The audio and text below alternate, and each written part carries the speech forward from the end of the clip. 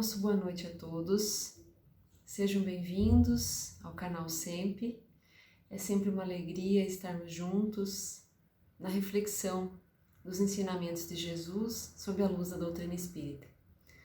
Nós convidamos então a todos a nos acompanharem em prece. Aqueles que preferirem fechar os olhos, facilita a concentração. Então vamos pensar em Jesus. Amigo Jesus, benfeitores, companheiros de todas as horas, nós rogamos a inspiração, a proteção para a realização desta tarefa. Pedimos também o amparo à nossa família, ao nosso lar, que cada um de nós possa receber o que precisa, o que merece, para o refazimento, o equilíbrio, o fortalecimento da fé, da esperança. Jesus esteja conosco e que nós possamos estar contigo. Que assim seja. Então, nessa noite, nós vamos refletir sobre o tema O Óbolo da Viúva. Esse tema está no Evangelho segundo o Espiritismo, capítulo 13. Nós vamos ler um pequeno trecho que está no Evangelho de Marcos e também no Evangelho de Lucas, e nos foi trazido então no Evangelho segundo o Espiritismo.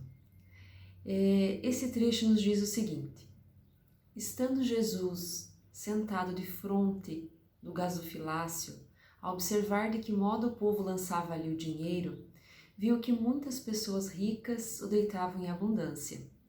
Nisso veio também uma pobre viúva, que apenas deitou 2 pequenas moedas de 10 centavos. Chamando então os seus discípulos, disse-lhes Jesus: em verdade vos digo que esta pobre viúva deu muito mais do que todos os que antes puseram suas dádivas no gasofilácio. Por isso que todos os outros deram do que lhes abunda, ao passo que ela deu do que lhe faz falta, deu mesmo tudo o que tinha para seu sustento. Então Jesus aqui nos chama a atenção da entrega com sacrifício, que tem maior merecimento. E muitas vezes nós nos pegamos pensando ou ouvindo algum comentário daqueles que deploram, que lamentam não fazer toda a caridade que gostariam. E já ouvimos assim: se eu ganhasse na loteria, eu abriria um asilo, eu abriria um orfanato. Se eu ganhasse aquela herança, eu daria parte daquele recurso para uma entidade. Se eu ganhasse aquela ação na justiça, uma parte eu iria destinar aos pobres. E assim por diante. Então, é claro que existe mérito na intenção daqueles que têm sinceridade no desejo de fazer o bem. Mas será que esse desejo de possuir riquezas não tem uma segunda intenção? Será que é completamente desinteressada essa nossa vontade de ter dinheiro para poder ajudar o outro? Ou será que a gente antes está pensando em atender todas as vaidades, os luxos, os excessos que nós gostaríamos de ter? Cabe a cada um, é claro, essa reflexão, mas muitas vezes ela é oculta aos nossos próprios olhos, porque nós nos conhecemos pouco. Então cabe uma reflexão bem profunda sobre isso, porque Jesus nos fala da intenção, né? E o Evangelho segundo o Espiritismo vem também nos explicar que se temos uma segunda intenção, se nós temos um interesse próprio, ele anula o intento, visto que a verdadeira caridade é aquela que o homem pensa antes nos outros do que em si mesmo. Então a caridade verdadeira, ela está ligada a essa bondade, a essa generosidade, a esse desprendimento, e é o oposto do egoísmo. Então, sempre que nós estamos pensando antes em nós, nós estamos ainda arraigados a esse sentimento de egoísmo que tanto nos paralisa, que tanto nos aprisiona em nossa evolução moral. Então, o ponto sublime da caridade, neste caso, estaria em nós procurarmos, pelo nosso trabalho, pelo emprego das nossas forças, da nossa inteligência, dos nossos talentos, aquilo que nós temos de recurso em nossas mãos para realizar o nosso propósito de generosidade, de caridade. E devemos então, se realmente queremos, né? Se realmente a nossa intenção é fazer um bem maior e não temos condições, vamos nos consolar diante dessa impossibilidade, compreendendo então aquilo que Jesus nos trouxe, que o óbolo, a doação do pobre, daquele que priva-se muitas vezes das coisas em benefício do outro, tem um peso muito maior na balança de Deus. Então, aquilo que nós conseguimos fazer dentro do nosso alcance, com o nosso esforço, está sendo visto e reconhecido pela divindade. E nós precisamos nos perguntar, será que é só com o dinheiro que se podem secar lágrimas? E devemos então ficar inativos se não tivermos recursos financeiros para estender ao próximo? Certamente que não, né? Se nós desejamos verdadeiramente sermos úteis e buscamos essa possibilidade, muitas ocasiões surgirão, porque fazer o bem não está longe, está perto de nós, na nossa vida, ao nosso alcance, ao nosso lado. E podemos fazer o bem prestando um serviço qualquer, um consolo, tentando reduzir o sofrimento físico ou moral de alguém que está ao nosso lado, fazendo então um esforço útil. Isso tudo é fazer o bem. E nós buscamos um texto complementar que está no livro Justiça Divina, psicografia de Francisco Cândido Xavier, através do Espírito Emmanuel. E ele nos traz um texto chamado Merecimento Maior. No Evangelho de hoje nós buscamos então muitos exemplos na bibliografia psicografada por Chico Xavier, assim como exemplos na vida dele, porque Chico realmente foi uma pessoa que entregou a sua vida ao bem, ao próximo, e é um exemplo a todos nós, assim como tantos outros, como tantas almas que passaram por este mundo e nos deixaram seu exemplo. Mas hoje nós escolhemos Francisco Cândido Xavier. Então, nesse texto chamado Merecimento Maior, Emmanuel nos diz o seguinte: divides alimento com os irmãos subnutridos. Certamente, nós precisamos reconhecer que muitas vezes a fome e a privação do alimento não faz parte da nossa vida, daqueles que estão à nossa volta, mas existem pessoas que ainda passam fome. Existem pessoas que passam a carência, passam a vontade de alimentar-se. Então nós precisamos sim, dentro do possível, estender um pouco de ajuda ao próximo, porque como que a pessoa vai conseguir pensar no trabalho, no estudo, seguir a vida, não tendo a necessidade básica suprida? O alimento, o abrigo, como que a pessoa vai seguir passando frio, passando fome, doente, com dor? É difícil. Então, se temos condição de ajudar no sentido material, façamos. Mas Emmanuel nos adverte, então, quanto possível, porém, oferece-lhes sem qualquer exibição de virtude o pão do conhecimento espiritual. Então, muitas vezes é justamente esse consolo, esse fortalecimento da esperança, da fé que a pessoa precisa para enfrentar a sua dificuldade, a prova que está vivendo. Então, se temos oportunidade de falar sobre Deus, sobre o amor, sobre a imortalidade da alma, a força da prece, porque é isso que Jesus fez. Jesus ia ao encontro das pessoas e levava a esperança e a fé para que as pessoas conseguissem seguir em frente, vencerem os próprios desafios e vencerem as provas que estavam vivendo. e nós precisamos disso sempre, todos nós. Emmanuel ainda nos diz: compras agasalho para os que sofrem ao desabrigo, mas quanto possível, movimenta as próprias mãos na costura, fabricando essa ou aquela peça de roupa destinada aos que tremem de frio.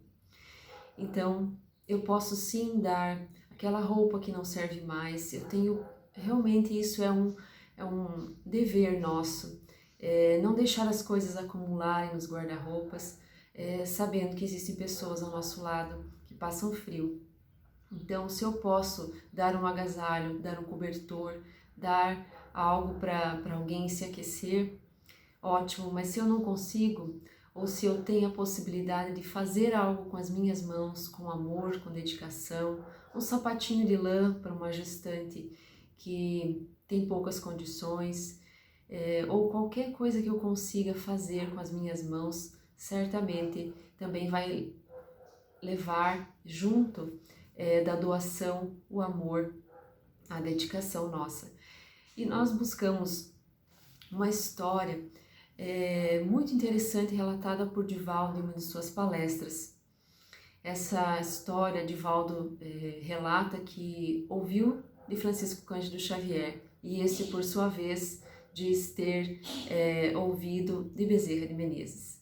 Então, nós trazemos aqui, dentro dessa escala aí da contação da história com as nossas palavras. Essa reflexão, Divaldo nos trouxe com a afirmativa: quando a caridade é muito discutida, o socorro chega tarde. Talvez muitos de nós já saibamos até a história, mas vamos trazer novamente aqui para a nossa reflexão.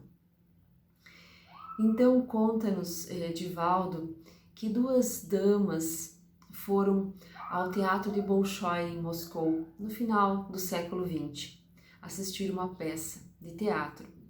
E lá emocionaram-se, saíram então do teatro sensibilizadas. Era uma noite muito fria e viram à calçada um homem com pouco agasalho, ali deitado, passando frio. Uma das senhoras, então, resolve tirar o seu casaco de pele e estender sobre o homem. A outra, já um pouco mais prática, lhe diz: não faça isso, esse casaco é tão caro. Para ele não vai fazer nenhuma diferença, ele não vai valorizar o seu casaco.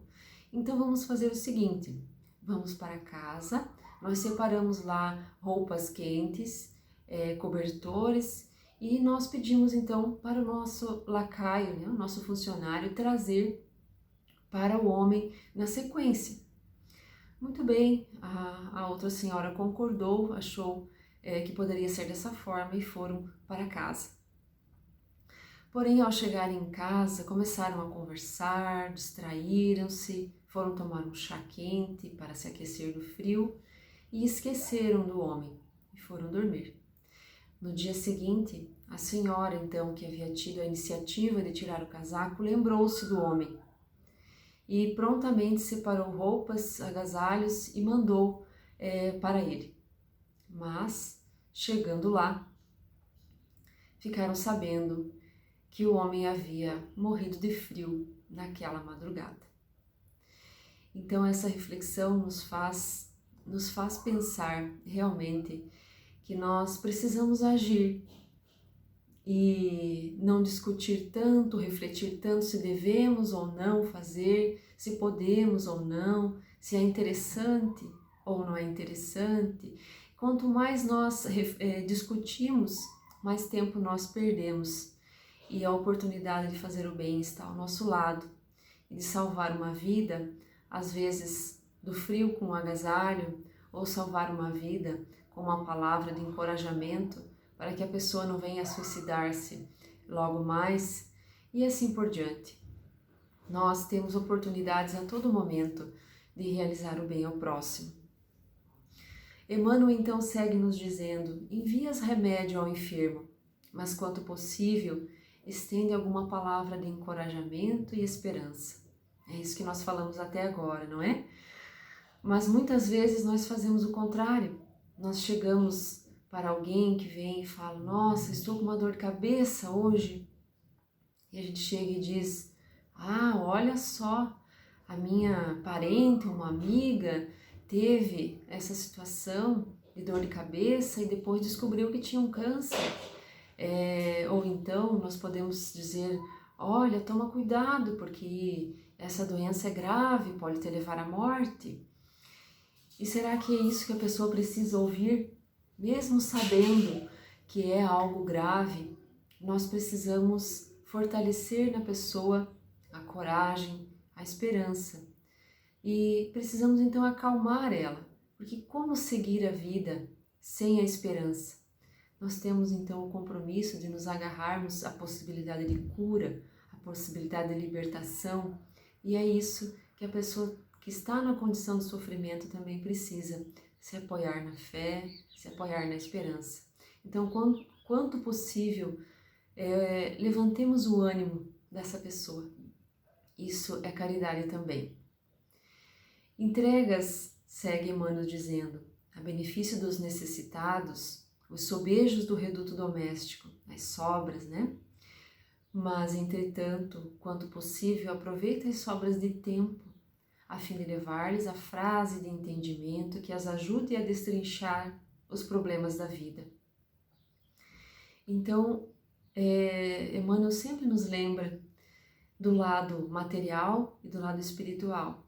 Então, nós precisamos atender às necessidades do corpo, mas também compreendermos que não somos só matéria, somos espírito, somos emoções e precisamos do consolo, precisamos do conforto espiritual. Então, quanto possível, uma palavra, um encorajamento. E nós lembramos aqui novamente uma história de Chico. Nós sabemos que Chico Xavier teve um amplo exercício da mediunidade, que ele passava horas atendendo as pessoas, psicografando, por inúmeras vezes e talvez por longos anos. O seu tempo de dormir era 2, 3 horas por noite, porque o resto do tempo ele dedicava-se ao próximo e à psicografia, pois psicografou mais de 400 obras.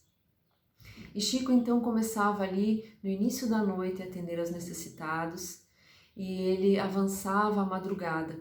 As pessoas chegavam ali em busca de uma mensagem de um ente querido desencarnado, de uma carta.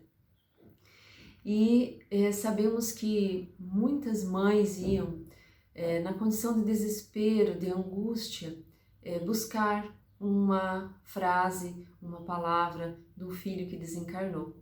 Tanto que temos até um filme que fala sobre as mães de Chico.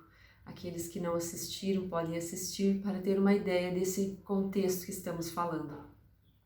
Mas Chico atendia então inúmeras pessoas nessa condição, inúmeras mães nessa mesma situação de sofrimento. Mas teve um dia que após ele atender várias pessoas, lhe chega uma senhora com um olhar profundamente triste, carregado de lágrimas. Se aproxima de Chico quando foi chamada para o atendimento, quando chegou a sua vez, se aproxima de Chico e fala: eu perdi o meu filho, Chico, e começa a chorar. Com isso, Chico levanta-se da mesa, abraça aquela senhora e começa a chorar junto com ela.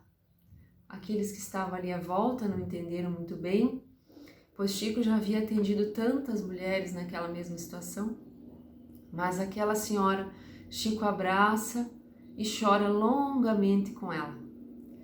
Quando os dois se acalmam, a senhora, já um pouco mais consolada, lhe disse: Chico, eu nunca me senti tão compreendida, eu nunca me senti tão acolhida na dor que estou vivendo. Já estou me sentindo um pouco melhor. Agradeço a você, Chico, pela sua bondade, pela sua atenção. Daí ali que Chico fala para ela algumas palavras.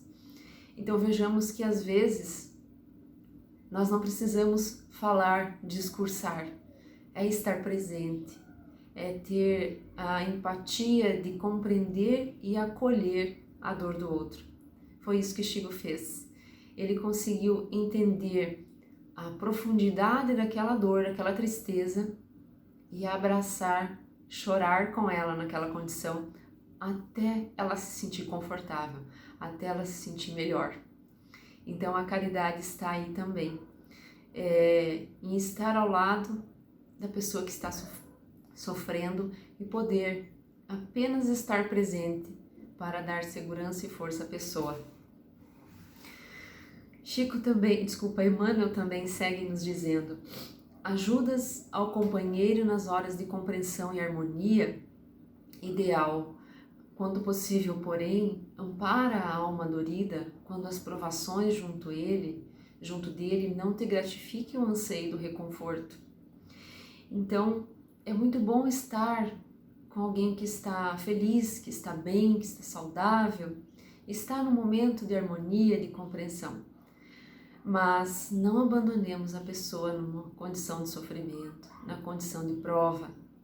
Não nos afastemos daquele que sofre, daquele que está às vezes numa condição financeira com mais dificuldade, porque isso é egoísmo.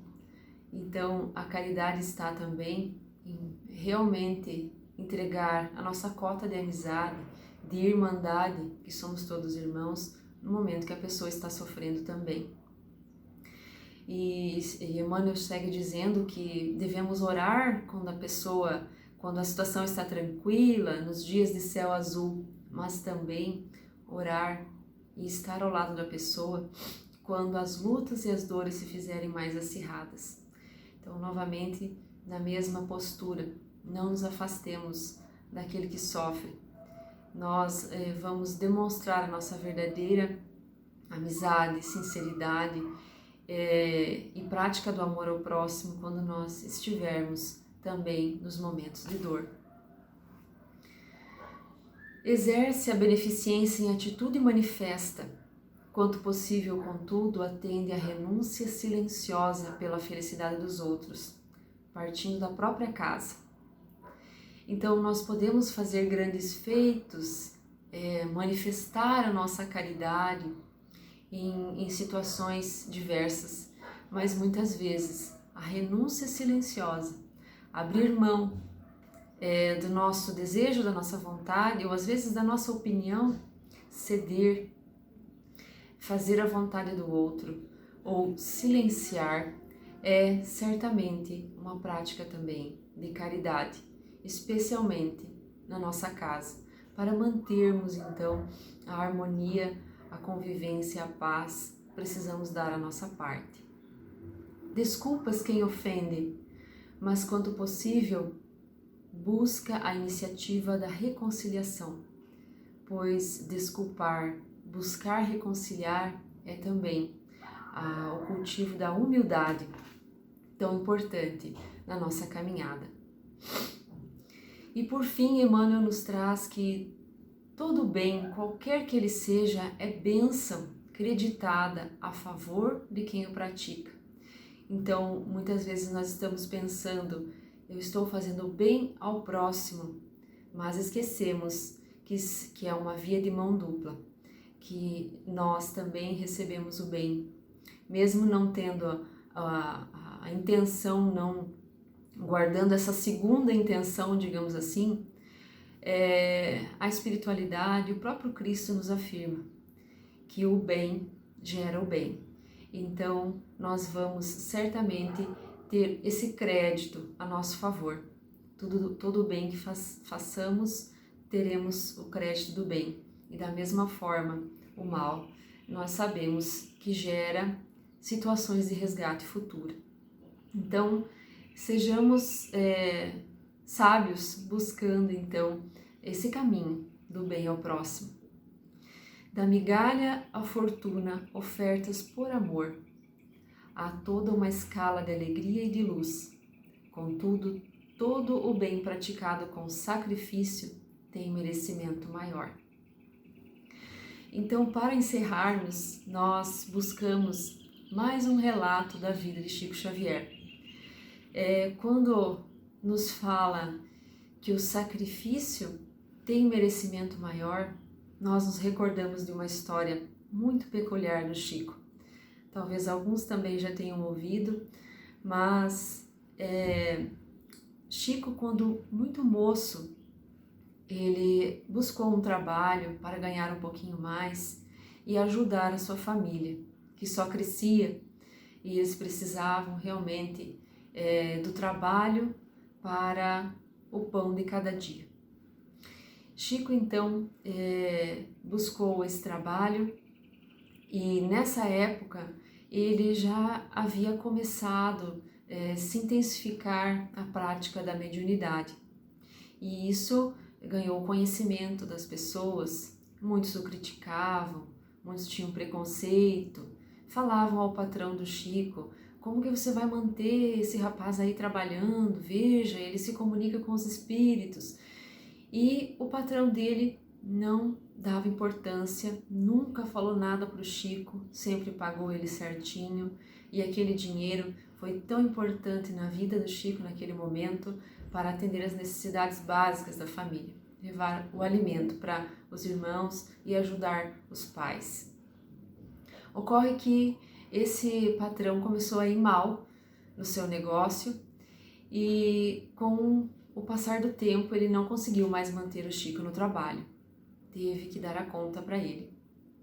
Mas pior, ele perdeu tudo, ele chegou numa condição tal de miséria que ele não conseguia mais a própria subsistência e teve que ir às ruas para pedir esmola. Então, ele passou a viver na rua. Chico já estava em outro trabalho, na Fazenda Modelo, lá ele era funcionário público e todas as manhãs então ele ia para lá. Certo dia então, ao sair de sua casa, pegar a charrete e estar a caminho da fazenda na companhia de Flaviano, Flaviano lhe diz: Chico, sabe quem morreu? Não, diz o Chico. O Juca, seu ex-patrão, morreu na miséria, Chico, sem ter nem o que comer. Coitado, diz o Chico, e nisso pega um lenço no bolso, enxuga os olhos, enxuga as lágrimas.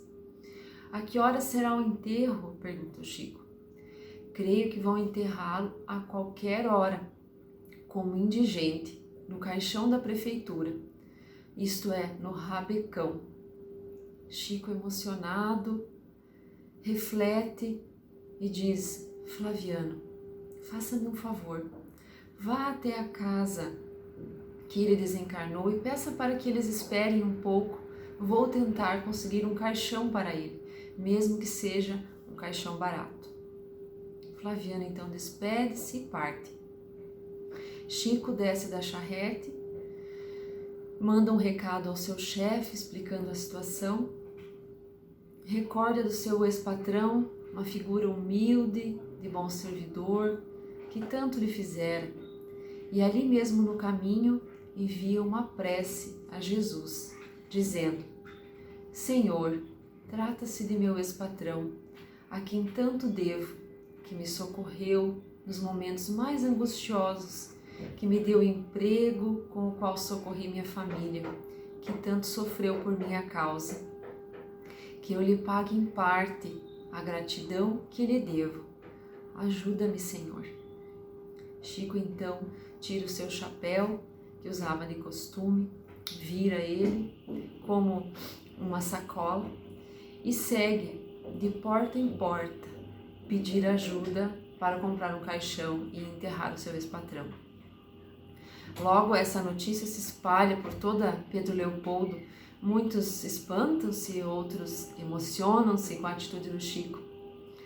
A história chega até o conhecimento do seu pai e o pai então vem tentando convencer o Chico a não seguir com aquilo, mas Chico diz: não, meu pai, não posso deixar de pagar tão grande dívida a quem tanto colaborou conosco. Um pobre cego, muito conhecido em Pedro Leopoldo, é inteirado da nobre ação do Chico, a quem estima. Esbarra com ele e pergunta: por que tanta pressa, Chico? Chico responde: meu nego, estou pedindo esmola para enterrar o meu ex-patrão. Seu Juca, diz ele, fiquei sabendo que ele morreu, coitado. Mas espera aí, Chico, eu vou lhe ajudar. O cego vai, pega a sua sacola com as esmolas que havia recebido do dia anterior e daquele dia, despeja tudo dentro do chapéu do Chico e diz: isso vai lhe ajudar também, Chico. Chico olhou nos olhos mortos de luz daquele homem e viu-os cheio de lágrimas. Comoveu-se mais ainda.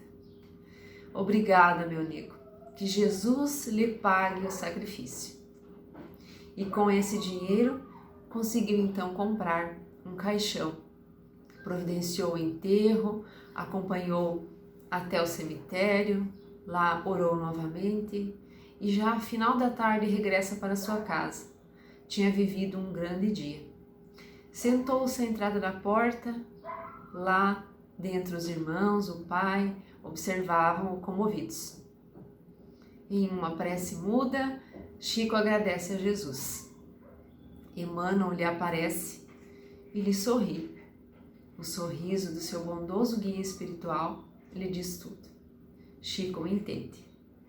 Ganhara o dia, pagou uma dívida e dera de si um testemunho de humildade, de gratidão e de amor ao Divino Mestre Jesus. Então, com essa história que nos emociona, que nos toca, nós nos perguntamos: qual é o limite para praticarmos o bem? Qual é o limite para praticarmos a caridade? O que nos impede? Se Chico nos deu exemplo de pedir esmola para comprar um caixão e enterrar o seu ex-patrão, então certamente cada um de nós tem uma oportunidade de atender a quem está ao lado de alguma forma. Que possamos refletir sobre isso, que essa mensagem possa tocar o nosso coração. E vamos então agradecer a Jesus pelas reflexões. Mais uma vez, vamos buscar ao Mestre, amigo, pela oportunidade de compreendermos o sentido do amor, da caridade, do bem. Que possamos ter essa coragem, esse desprendimento para realizarmos o que está ao nosso alcance a cada dia. Dai-nos, Senhor, a fé, a esperança e a força de vencermos as nossas más inclinações, de nos tornarmos melhores, de conseguirmos realizar o bem que está ao nosso alcance. Atende, Jesus, a todos que sofrem neste mundo, sejam das causas das dores físicas, das dores morais, dos conflitos de toda ordem, e também aqueles que no mundo espiritual adentram, precisando do teu consolo, da tua luz, da tua orientação. Atende, Jesus, a todos, com a tua bondade, com a tua misericórdia. A nossa gratidão por tudo que temos, podemos fazer, pela luz que nos guia, pelos teus ensinos que tanto nos orienta. Obrigada, Jesus, que assim seja. Então, desejamos uma boa noite a todos, agradecemos pela atenção, que Jesus esteja conosco.